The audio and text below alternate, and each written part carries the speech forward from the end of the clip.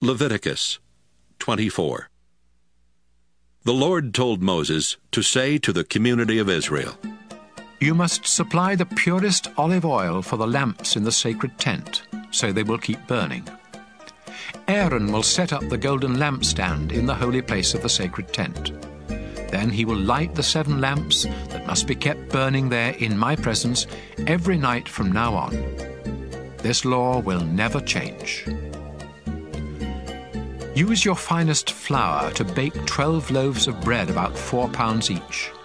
Then take them into the sacred tent and lay them on the gold table in 2 rows of 6 loaves.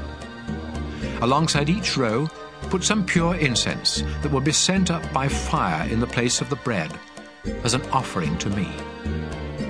Aaron must lay fresh loaves on the table each Sabbath, and priests in all generations must continue this practice as part of Israel's agreement with me.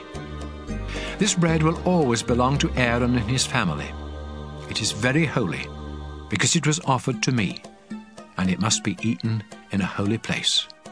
Shelomith, the daughter of Dibri from the tribe of Dan, had married an Egyptian, and they had a son. One day their son got into a fight with an Israelite man in camp and cursed the name of the Lord.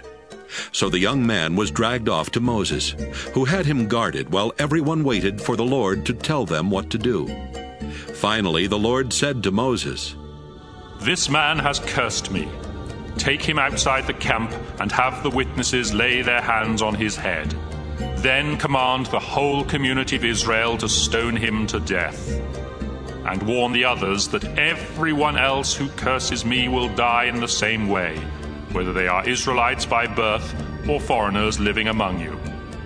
Death is also the penalty for murder. But the killing of an animal that belongs to someone else requires only that the animal be replaced.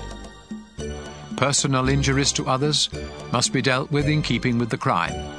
A broken bone for a broken bone, an eye for an eye, or a tooth for a tooth. It's possible to pay the owner for an animal that has been killed, but death is the penalty for murder. I am the Lord your God, and I demand equal justice both for you Israelites and for those foreigners who live among you.